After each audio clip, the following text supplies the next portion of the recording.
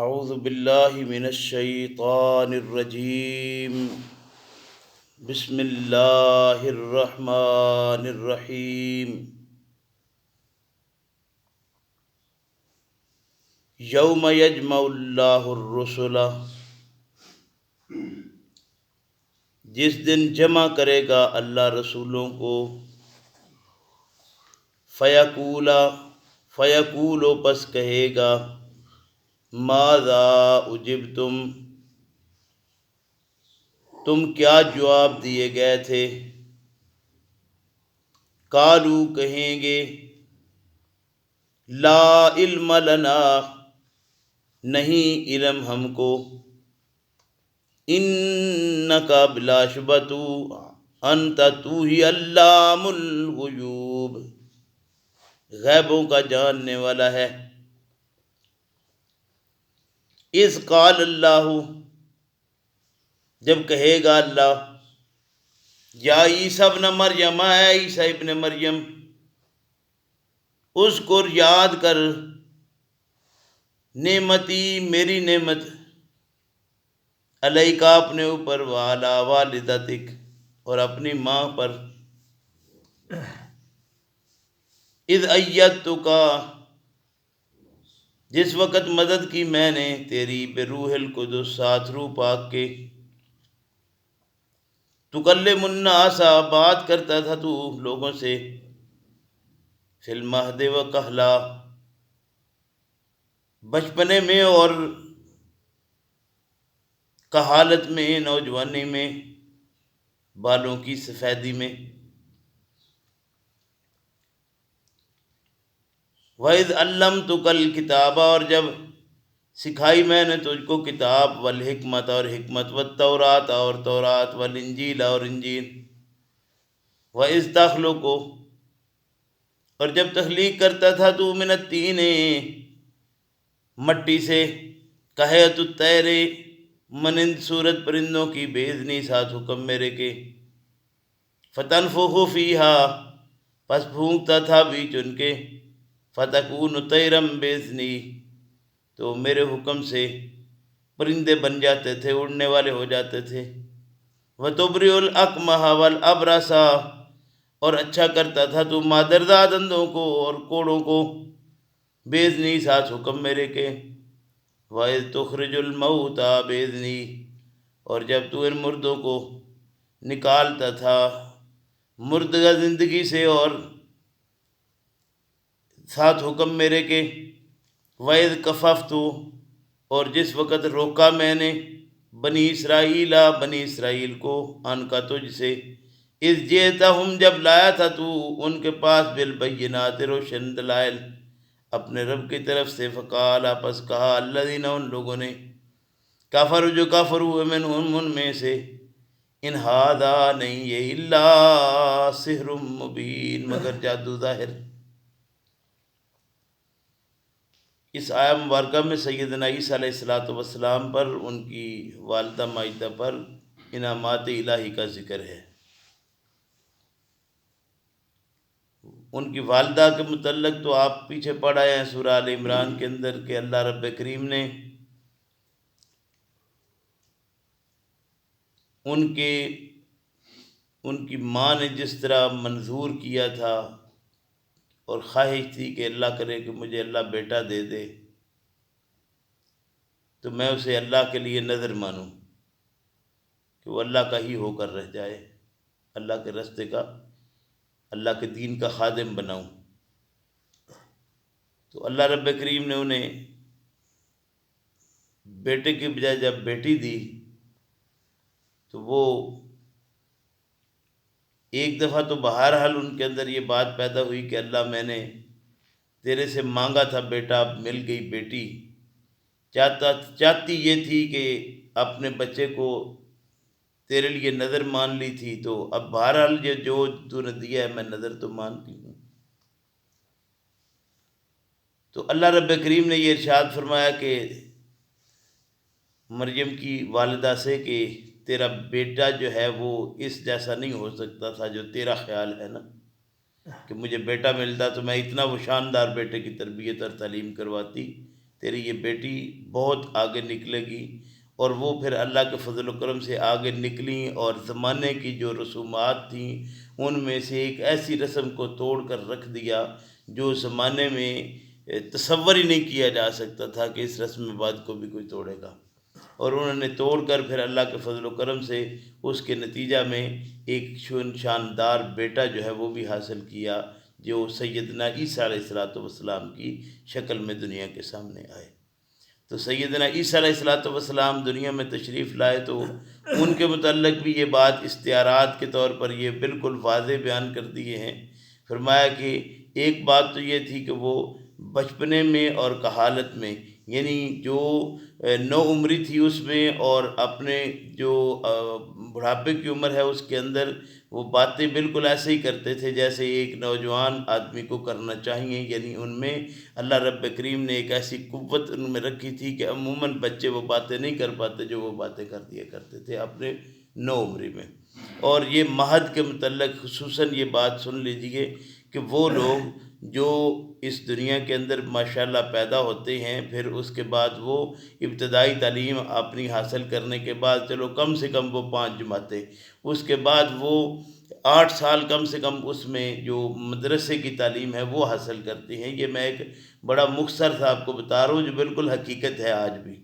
تو 8 اور 5 13 سال وہ بنتے ہیں، 5 سال پچھلے لگا لے 18 سال بنتے ہیں۔ جب یہ 18 سال کا ایک نوجوان جب جاتا ہے یونیورسٹی کے اندر، تو آج بھی عرب کے اندر جو یونیورسٹی ہیں، مثلا کوئی بندہ جا کر یہ سعودی عرب کے اندر اپنی یونیورسٹی میں جو داخلہ لیتا ہے تو وہ یہی کہتے ہیں کہ ہم مہد میں داخل ہوئے ہیں،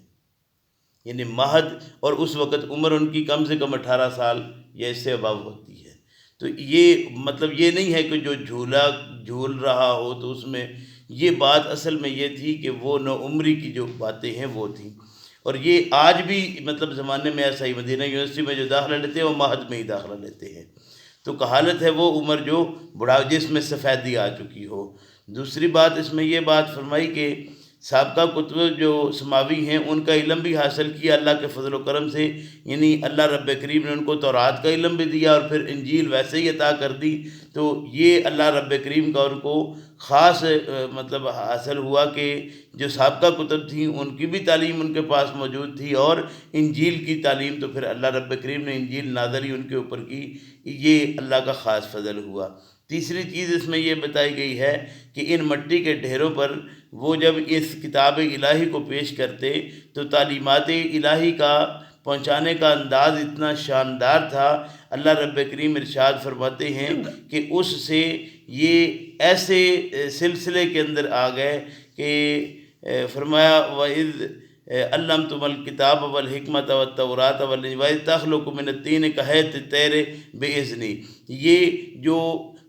مٹی کے ڈھیر تھے نا، اللہ کے فضل و کرم سے اللہ کے حکم سننا تھا کہ اس سے یہ اڑنا شروع ہو گئے، اور اڑان آج بھی ہوتی ہے۔ کہتے ہیں کہ یہ تو آج اڑ رہا ہے زمانے کے اندر، مطلب اللہ رب کریم نے ان کی تعلیم کے اندر یہ چیزیں رکھی تھیں، انداز ایسا تھا کہ لوگ ان باتوں کو ماننے کے لیے تیار ہوئے۔ اور یہ روایات میں پڑے ان پیدائشی اندھوں اور کوڑوں کو انہوں نے شاندار طریقے سے تعلیم کا انداز اختیار کرتے ہوئے ان پیدائشی اندھوں کو اور کوڑوں کو درست کیا۔ پھر اس اللہ رب کریم نے ارشاد فرمایا صرف اتنا ہی نہیں، وَتُخْرِجُ الْمَوْتَى بِإِذْنِي، ان مر چکی ہوئی قوم کو انہوں نے اللہ رب کریم کی تعلیمات دے کر دوبارہ سے زندہ کر دیا کہ یہ مردے زندہ ہو گئے۔ اور پھر آگے یہ بات بھی ارشاد فرمائی کہ صرف اتنا ہی نہیں، یہ بات بھی یاد رکھیے کہ جب یہ روشن دلائل جو سیدنا عیسیٰ علیہ السلام نے پہنچانے شروع کیے تھے،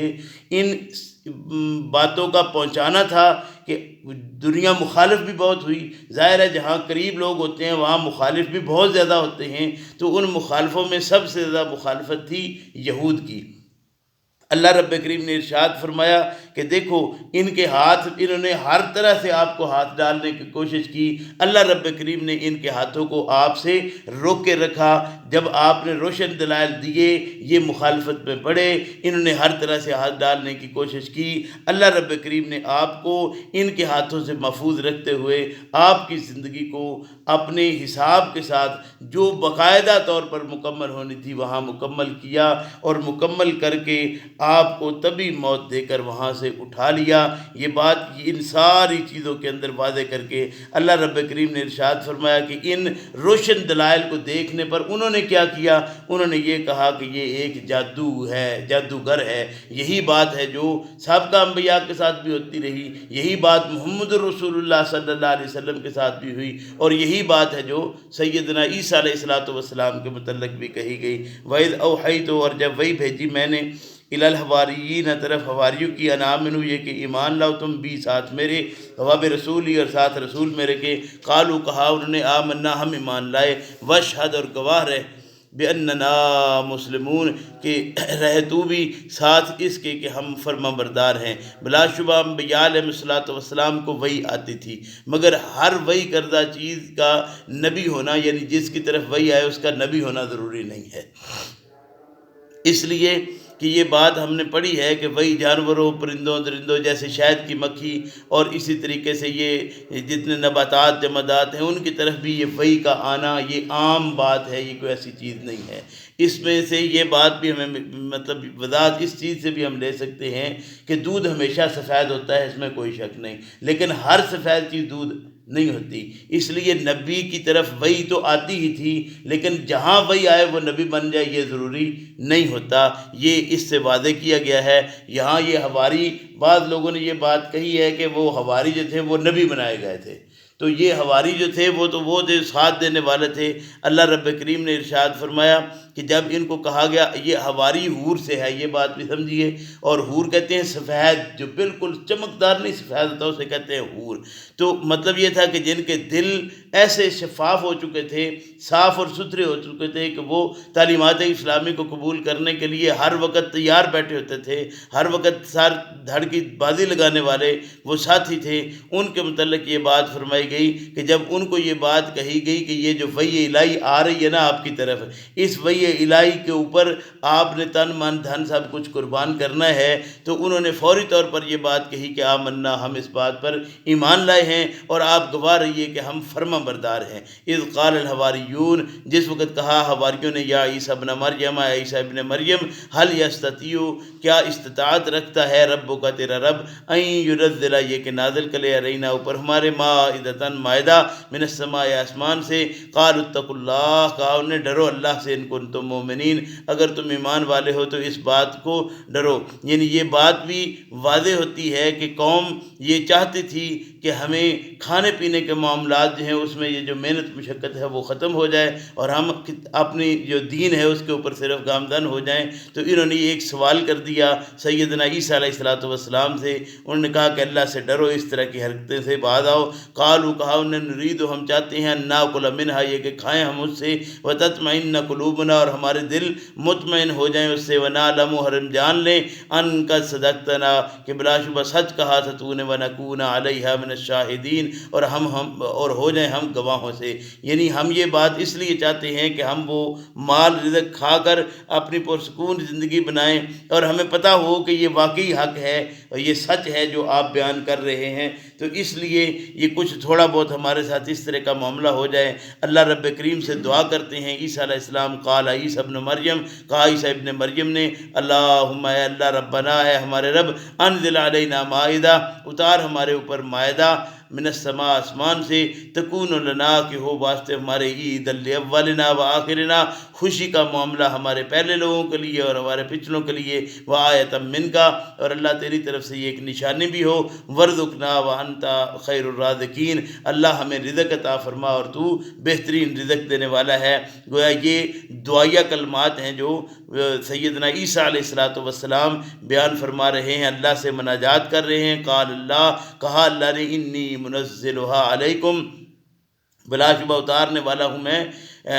منزلھا علیکم، تمہارے اوپر، فمن یکفر، پس یاد رکھیے کہ جس شخص نے اس کے بعد انکار کیا حق کا، بعد منکم، تم میں سے اس کے بعد، فانی، پس بلا شبہ میں، اعذبہ، عذاب دوں گا اس کو، عذاباً، ایسا عذاب، لا اعذبہ، نہیں کبھی عذاب دیا گیا ہوگا، احداً، کوئی ایک، من العالمین، تمام جہانوں سے۔ گویا سیدنا عیسیٰ علیہ السلام کی مناجات کہ اللہ اس قوم کو رزق کی فراوانی عطا فرما، جو کہ درجہ قبولیت کو پہنچی، اور ساتھ ہی اللہ رب کریم نے تنبیہ بھی کر دی کہ اے عیسیٰ یہ بات یاد رکھیے، جب یہ آپ کی دعا قبول ہوئی تو اس کے بعد اگر ان میں سے کسی شخص نے انکار حق کیا تو وہ نتیجہ بھی ایسا بھگتے گا جو زمانے میں اس سے پہلے کسی نے نہ بھگتا ہوگا، یعنی ایسی سزا دوں گا، ایسی مار ماروں گا جو زمانے میں کسی کو پہلے مار یا پٹکار نہیں پڑی ہوگی۔ تو یہ اللہ رب کریم سے دعا ہے، اللہ ہم سب کو اپنی اس کتاب کو صحیح معنوں میں سمجھنے کی، سمجھ کر اپنی زندگی کو صحیح رستے پر گامزن کرنے کی توفیق عطا فرمائے۔ میرے بھائی، یہ وہ باتیں ہیں جو سیدنا عیسیٰ علیہ السلام کے متعلق عوام میں معروف پتہ نہیں کیا کیا ہے، لیکن تفہیمات معمولی بات لے کر سمجھ سکتے ہیں ہم کہ اللہ رب کریم کی طرف سے یہ جو تعلیمات ہیں، تفہیمات ہیں، ان کو لے کر انسان اڑنی شروع ہو جاتا ہے، اور زمانے میں لوگ اس کو اڑتا دیکھ کر پھر برداشت بھی نہیں کرتے، اور اس کے پیچھے لوگ بھاگتے ہیں، مارنے کی ہر ممکن کوشش کرتے ہیں، ہر طرح کی مصیبتوں میں اس کو ڈالتے ہیں۔ پھر اللہ رب کریم کی طرف سے وہ مصیبتیں جو آ جاتی ہیں، انسان جب ان پر صبر کرتا ہے نتائج شاندار ملتے ہیں، اور اگر ان کا انکار کر دے تو نتیجہ دوسری طرف بھی ایسا ملتا ہے جو زمانہ دیکھتا ہے۔ اللہ مجھے آپ کو سمجھ کی عمل کی توفیق دے۔